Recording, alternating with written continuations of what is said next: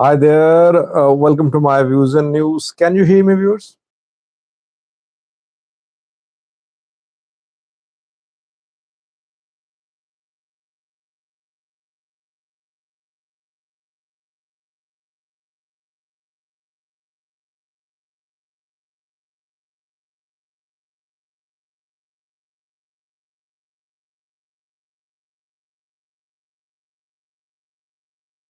Thank you for responding with yes. Let me welcome the participants first. Then I have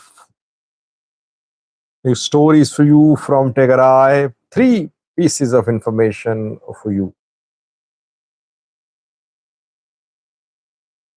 Masa D is the first viewer who commented today in this live chat. Masa D is relatively new username.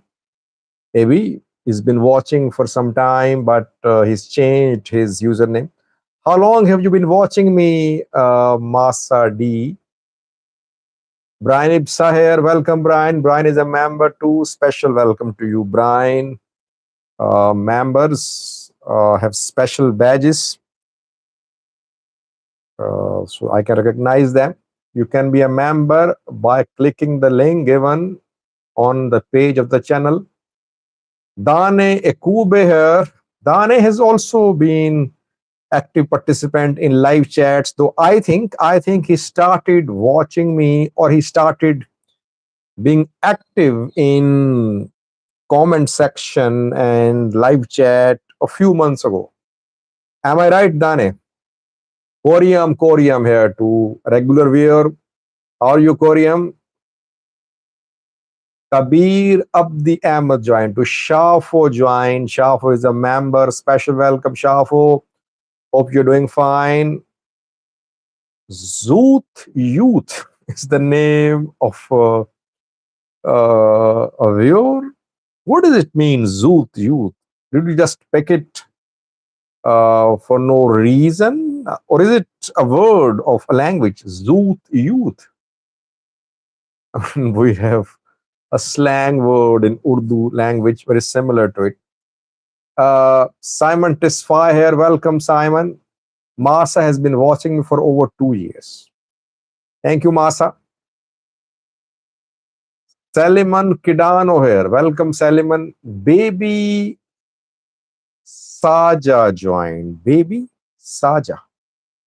How are you, Baby Saja? At this unity here. Again, I know is a regular member, regular viewer. Zoot Youth says, what do you think of Saudi-Pakistan deal? You people ask questions about Pakistan. I don't know what is happening, honestly, in Pakistan. I keep myself busy with the Horn of Africa.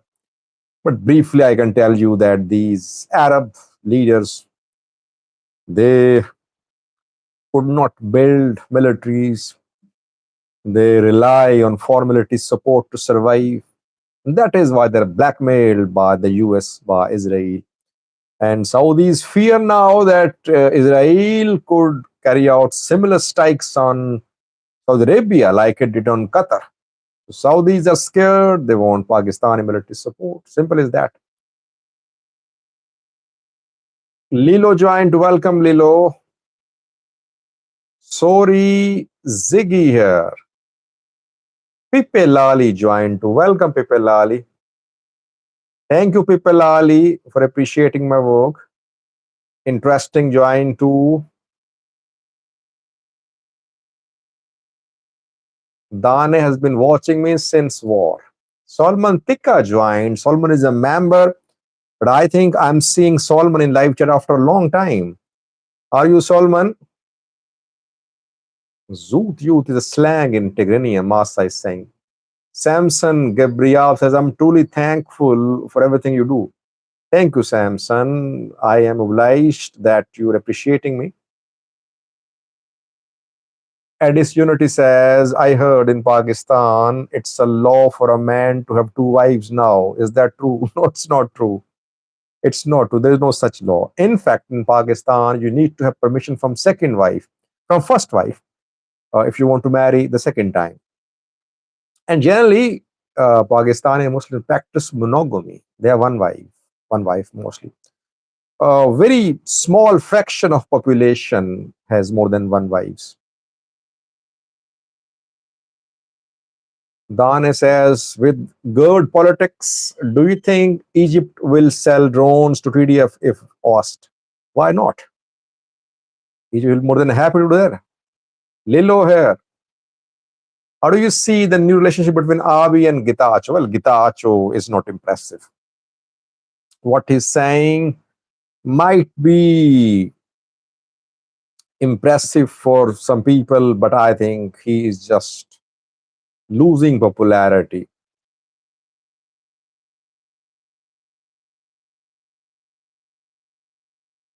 No, Shaf, I have no information about that TPF force. Do you know Fanaromo? No, I don't know, but I use translate apps. Solomon Kidano here and Tigado. Okay, let me start, viewers. I have compiled three new stories for you, all three from Tigray. And I took my time to confirm. And after confirmation, now I think I can share with you with these new stories. All these three new stories point towards the overall situation in Tigray. And I have verified to the extent of my capabilities. But you have, if you have any corrections, you can write in comment section. Now let me speak for just 10 minutes, and then Herman channel says, please use some video clips. Well, these days, video making, video uploading is taking too much time, to be honest. I take several hours to complete one video because I have to write subtitles, I have to translate them. So it's difficult to make editing more sophisticated. It's difficult to use more clips, pictures. It's difficult, to be honest. Let me start, viewers. I hope that you will just put up with me for around 10 minutes, and then you can write questions and comments. Three new stories from Tigray. Firstly, what I have learned is that in the last 1 week, meetings have been held of Welcome, Peace and Love in Tigray. Meetings have been held in Tigray of TPLF. TPLF cadres were told to attend these meetings. They attended. Hundreds of them attended these party meetings. And one of the messages which was relayed, which was aired in those meetings by senior TPLF leaders, old guards, old guards like Debretsion, like Mungerino, etc. One message was clearly conveyed to the party cadres in these meetings, that the party cadres need to be fully prepared, fully prepared for war. Even it has been said that they must make preparations in their cabales, in their districts, to be ready for any untoward situation. I got confirmation from several sources about this development. So TPLF is preparing party cadres for a likely conflict. And the party leaders said in the meetings with the cadres that federal government of Ethiopia is not interested in implementing Pretoria. TPLF, Tigray military, they have tried their level best, but federal government is not showing any interest in implementing the Pretoria deal. In fact, federal government is sending more weapons to TPF, Tigray Peace Force fighters, and to Tekeze guards, the Amhara militia established in Western Tigray, Humera Volkaya Sagade. So all that indicate that federal government does not want to implement Pretoria. That is why cadres should make preparations for a likely conflict. Firstly, confirmed. I confirmed it. Secondly, second development from Tigray is about Tigray military reservists. After Pretoria, we know that TDF members, they were relieved. Some were demobilized, and they were paid money, by the way. Federal government, uh, external donors, they supported DDR, demobilization, disarmament, reintegration of Tigray fighters. And in the name of DDR, money was paid to the demobilized Tigray fighters. You can call them reservists too. Reservists have been told to report at their units.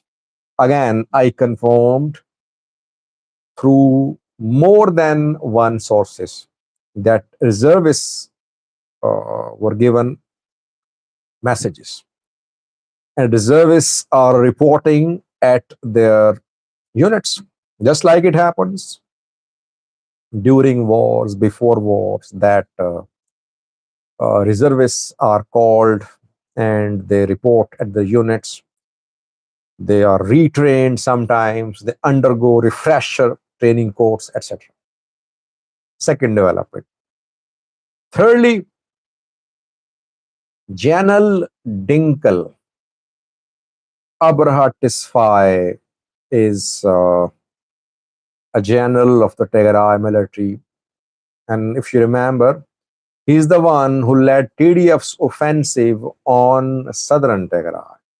In July 2021, when Tigray military launched an offensive to retake southern Tigray, General Dinkel led one of the armies of Tigray which retook southern Tigray. General Dinkel, addressing inauguration ceremony, graduation ceremony of TDF commandos, said this week that he said, we are preparing. Thank you, Shafo. Shafo bought a super chat sticker. Thank you, Shafo, for buying it. Your contribution matters a lot for me. General Dinkel, addressing the graduation ceremony of TDF commandos, said this week that we are preparing for what is coming. We are making preparations to defend ourselves. What is coming? What is Dinkle saying? Now, the three developments which I have mentioned, the three news stories I have mentioned, I have confirmed all three of them. It's not a rumor that I am sharing with you. It's not an analysis which I'm sharing with you. This is what is happening in Tigray.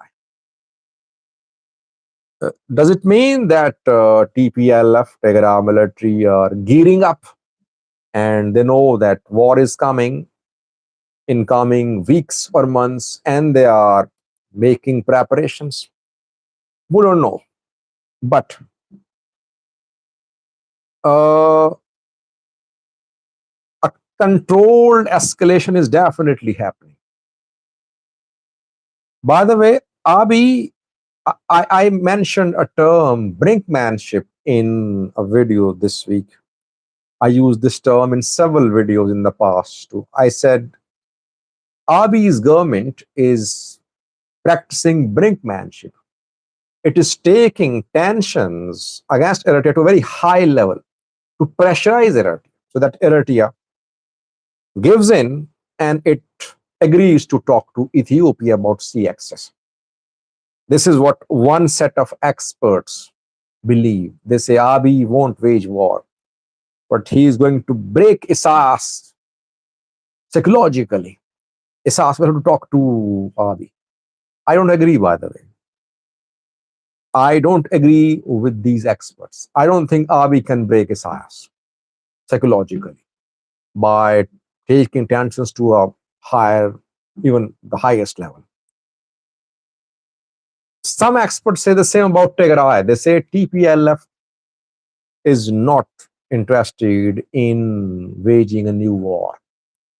Basically, it is adopting brinkmanship. It is threatening the federal government. It's saying that we won't now tolerate. Our people have been suffering. You are refusing to restore our status as a party. So we are now going to wage war. So TPLF is basically testing Abiy's nerves. This is what they believe, that it's a controlled escalation from Tigray side. If you ask me, I think now there are visible tensions, very obvious escalation between TPLF and federal government, between Eritrea and Ethiopia. International community stepping in, Americans stepping in, Europeans stepping in, trying to diffuse the tension. No one is stepping in between TPLF and the federal government. Not a single development happened in the last few months pointing towards start of any dialogue between TPLF and Prosperity Party. Rather, over 14 incidents happened on Tigray-Eritrea border in which people of Tigray crossed into Eritrea and their joint Eritrean-Tigrayan gatherings were organized. All that happened with the backing of Tigray military and the Eritrean military. Delivery of weapons to Tigray being confirmed by several sources. Eritrea, Tigray getting closer with every passing day. Eritrea drifting more apart from Ethiopia. No one wants war, by the way. I don't think that Americans, Western countries, or even African countries are going to give Abiy a license to wage war on Eritrea. No, I don't think so. Yes, they might back Abiy to pressurize Eritrea. So basically, it's a test of Isaias Afwerki's nerves, I think.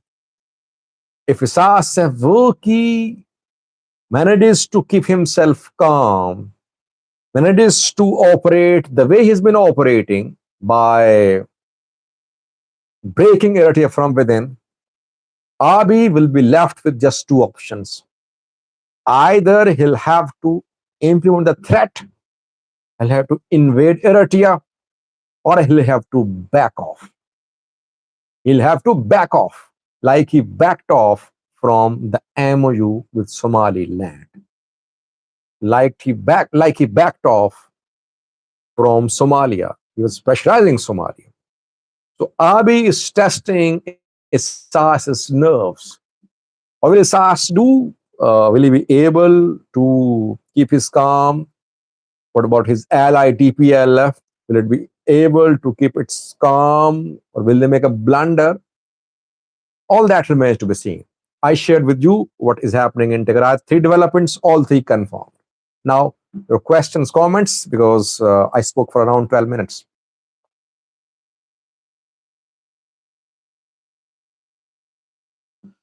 Biniam says TPLF is not Tigray. Its own decision is alienating itself from the people. Well, TPLF and Tigray military, two sides of the same coin, are the main players in Tigray. If they make a decision, people will have to support them. People have no options.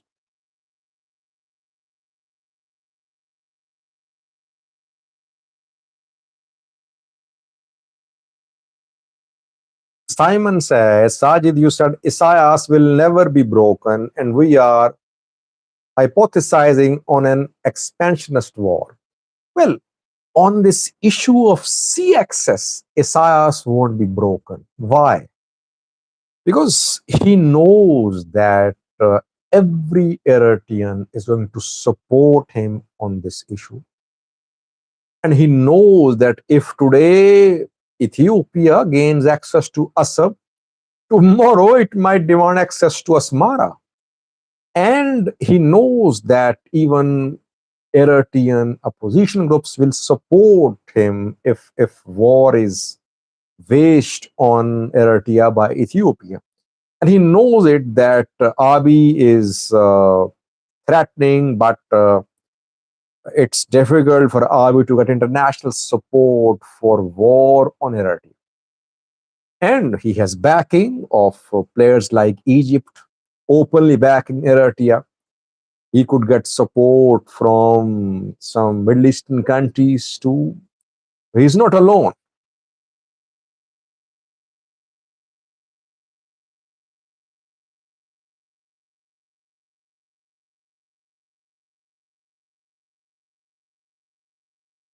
Philmon says it won't work. Brinkmanship won't work with Isaias. Well, I agree with you. It won't work. Rather, it could lead to blunders and start of armed conflict. That is why I'm saying that soon Abiy will be left with two options. Either to implement the threat and attack Eritrea, or to back off.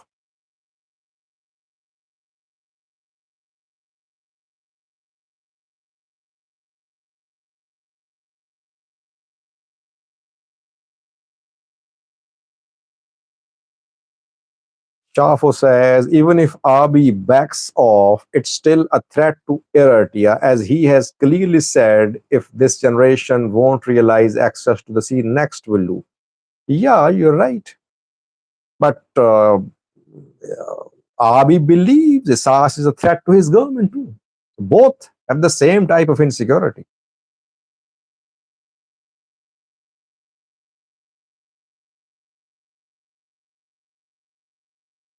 Philmon says he will back off. That's what I'm saying. Let's see what happens. I don't know. But based on the intelligence which we are getting, preparations are there for war.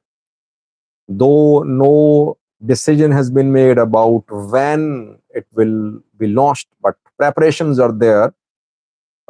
Exact date not finalized. That is why we'll have to wait to see. But it's good to see that international community is stepping in. That's what I have been requesting, if you remember.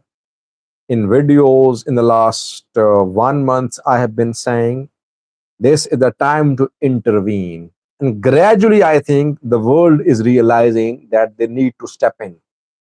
That is why Americans, Europeans, UN, I think now they have realized they need to step in. Unfortunately, African Union, IGAD, they're nowhere to be seen. They should take the lead and try to solve this issue, I think.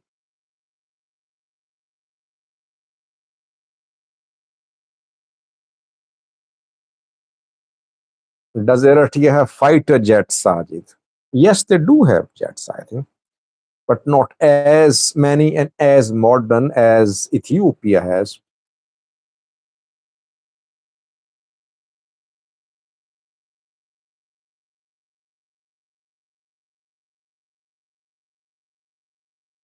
Biniam says all this military arsenal will eventually have to be used. The question is not if, but when. Well, I have received an interesting piece of information about purchase of weaponry by Eritrea and Ethiopia. But I am bound by the source that I should not share it with the viewers.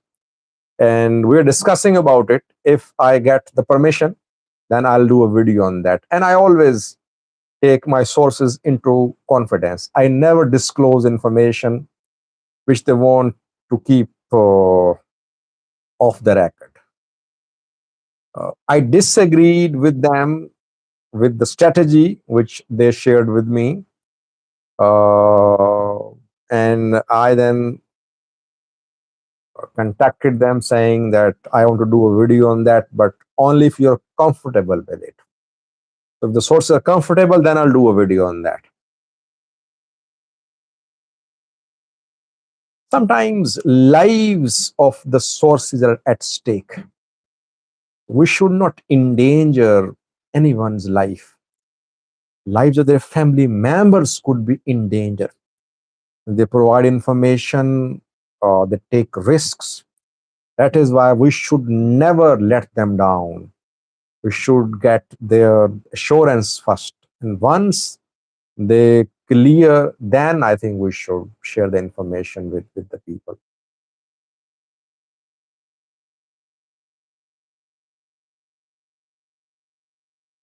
Maya says you are on Eritrean side.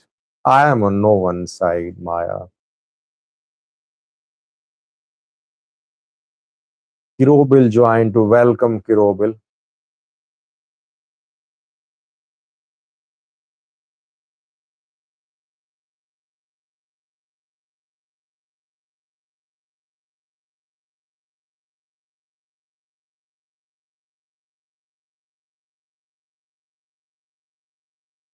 With 30 minutes have passed, I think we should end the live chat. I would request you to write in comment section about the three developments which I shared with you. What do you think about them, and how do you see these developments?